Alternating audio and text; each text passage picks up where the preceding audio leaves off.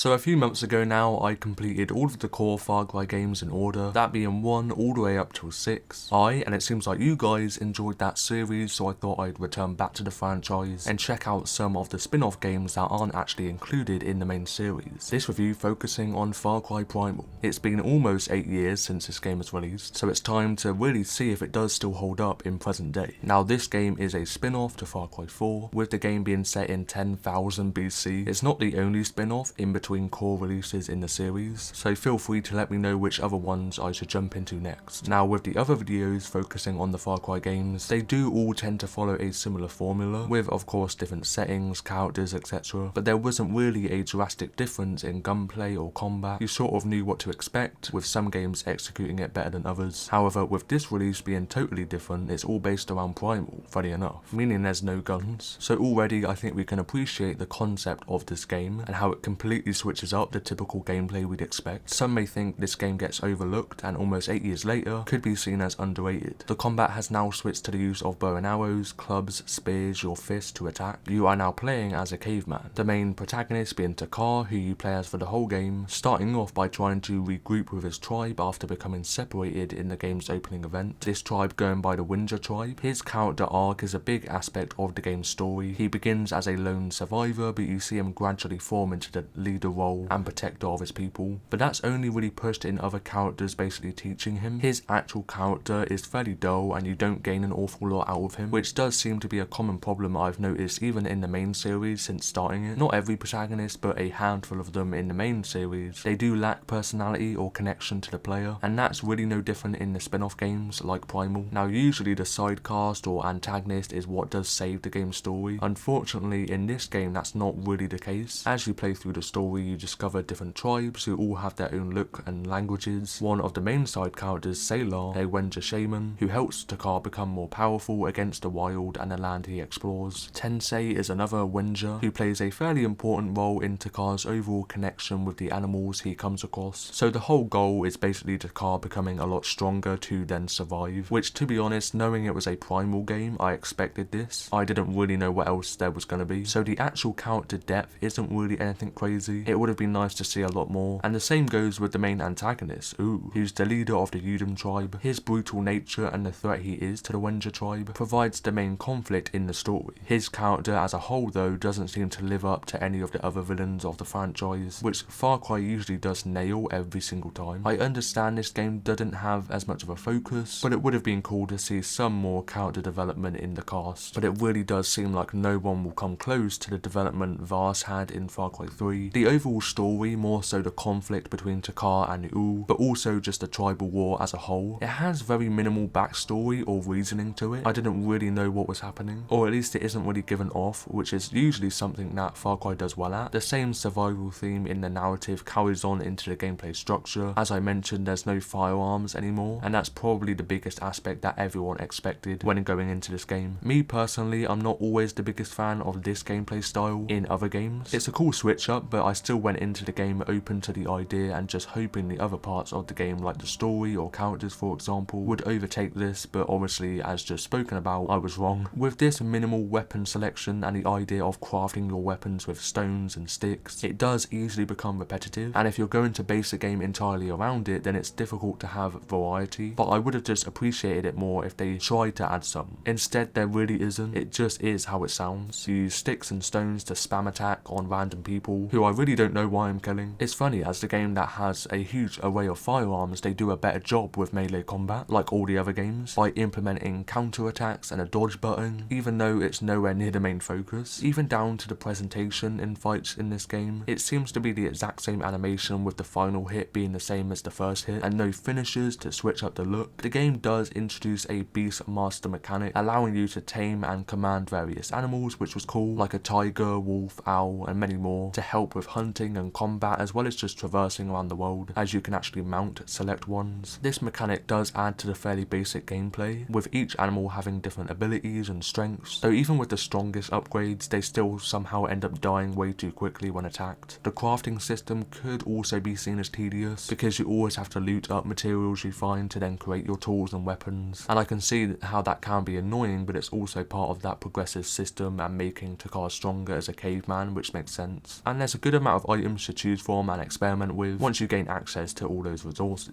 by farming animal hides, plants and materials, to feel a lot more rewarding than it just being given to you. So it definitely does mean survival, maybe even too much of an emphasis on it, but I'm aware some people like that realism and grind to upgrade your gameplay. It's one of those games like No Man's Sky, for example, where the exploration is a huge part of the game, and the world is actually fun to explore whilst you gain all your items. They really nailed what it would be like, and in a way you do feel like a caveman, because it immerses you into this setting so well. Even the day and night cycle and dynamic weather conditions, that does enhance it. Hunting, for instance, becomes more challenging at night, with more predators to watch out for. The weather slightly affects the behaviour of both wildlife and tribes, which adds a bit more depth. It's also fun to then set up a campfire when it becomes dark. In general, the use of fire in the gameplay is a standout feature. It can be a weapon, tool, and of course a source of light. It spreads quite realistically, and you can use it in tactical ways to liven up the combat a bit, or to gather resources easier. The wildlife is great and makes the world feel way more alive. They roam everywhere you look, sometimes attacking each other or of course you, which is almost every animal, as it becomes a bit excessive at times. Like, what did I do wrong? The same goes with the other tribes, as I mentioned, which I wish had a bit more backstory, so it can be quite unpredictable and adds that immersion once again, even down to the distant sound effects or various animal noises. And the world is really incredible. It's one of my favourite worlds in a Far Cry game. So with that being said, yes, the game does stray away from the usual gameplay, which I expected, offering a time error and setting we haven't seen yet. Of course, it doesn't overtake a majority of the core entries, and I'm fine with that, with it being a spin-off and having a minimalistic gameplay style, though this does make it unique, and there's definitely a lot of areas that they get right to give us that different flavour of Far Cry, and did well in creating a fairly realistic capture of that time, even if it might not be as engaging as the other themes. But then some people may love this theme, and for sure if you're looking at a fresh take on the series and the Primal setting sounds like your thing from what I've covered, then I believe you'll have a fairly unique and enjoyable experience, making it hold up now in 2023. If you found this video helpful, then let me know by tapping that like button down below, and if you enjoy story video games, then I have various reviews on the channel with the rest of the Far Cry playlist in the description. Lastly, if you'd like to support me by becoming a member of the channel and gain access to various perks, then you can do so by clicking the join button below, and if you're on mobile, there'll also be a link in the description. Thank you for the support and staying until the very end. I'll see you in the next one, and bye bye.